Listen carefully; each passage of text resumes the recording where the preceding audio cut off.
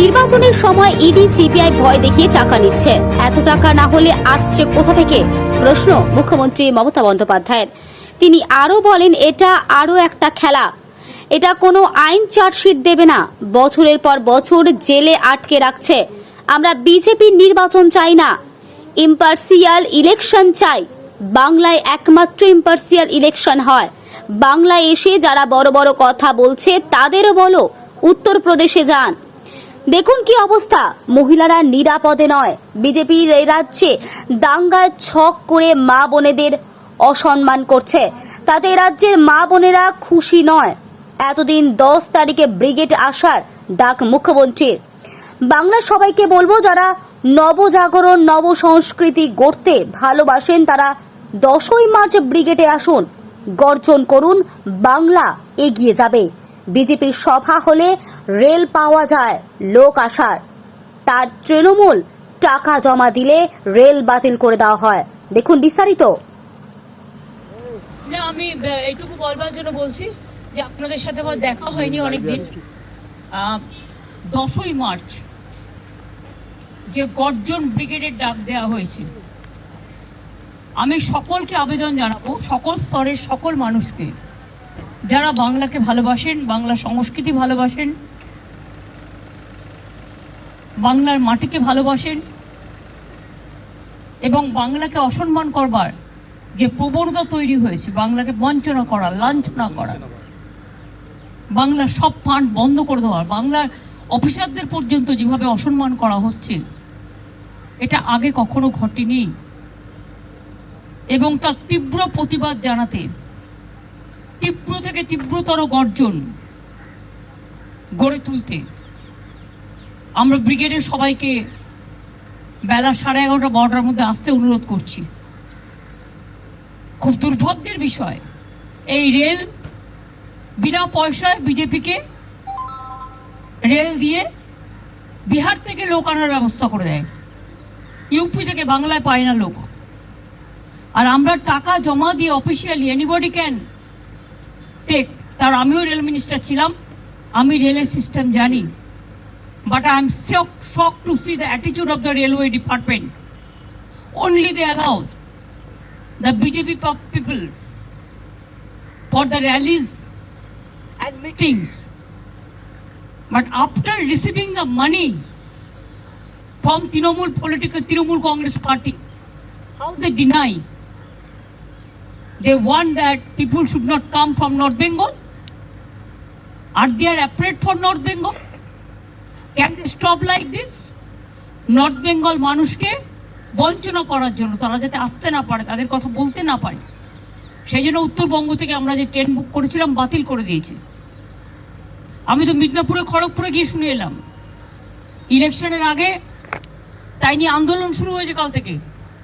ওরা রেল কলোনির অনেকগুলো ওয়ার্ড বাই ওয়ার্ডে পড়ে, জলের কানেকশন কেটে দেয়, বিদ্যুতের কানেকশন কেটে দেয় এবং বলে দেয়, যদি বিজেপিকে ভোট না দাও দেখিয়ে, তাহলে আমরা তোমাদের এখান থেকে উচ্ছেদ করে দেবো।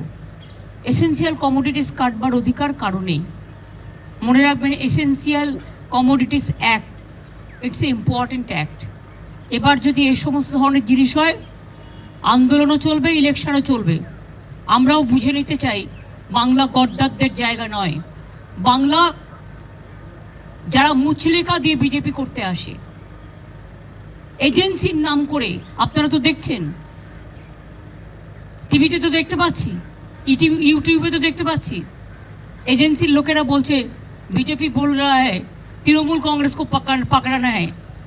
যদি সত্যিই জেতার ক্ষমতা থাকে, মানুষকে ফেস করে জিতুন, মানুষকে আবেদন করুন। গণতন্ত্রের মধ্যে দিয়ে প্রতিধ্বনিত হোক।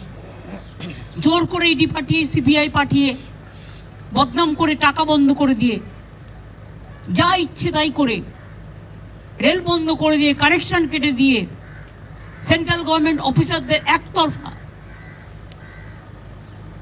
তাদের উপর প্রেশার ক্রিয়েট করে,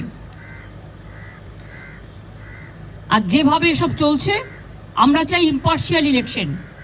আমরা বিজেপি ইলেকশন চাই না, আমরা ইম্পার্শিয়াল ইলেকশন চাই। বাংলা একমাত্র জায়গা যেখানে ইম্পার্শিয়াল ইলেকশন হয়।